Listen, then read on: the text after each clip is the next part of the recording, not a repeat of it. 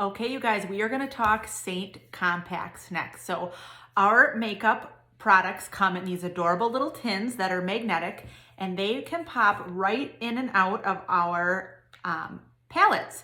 And so we have a variety of palette designs available and sizes depending what you're looking for. So our starter palette is just a 4-tin palette. This is the perfect starter for the 4 colors that I will match you to with your makeup-free selfie that you'll send me. But these smaller tins are also amazing for little lip kits, which you can see here. I have a couple lip conditioners and a few lip and cheek colors, and I like to pop this in my purse so I have it. It's also great to put make a little eyeshadow kit as well. So the small 4-tin palettes are amazing for that. But then there is also a bunch of other options here. So we have larger palettes, all different designs and colors.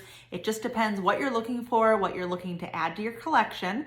As you add tins of makeup to your cart on the Seint website, you will accrue credit for a palette, and that can be used at checkout. It will take it right off of the palette of your choice. Most amazing thing here is once you are out of one of your products, the empty tin can pop right on out. You can replace it, switch things around, alter your colors for the season, whatever you prefer.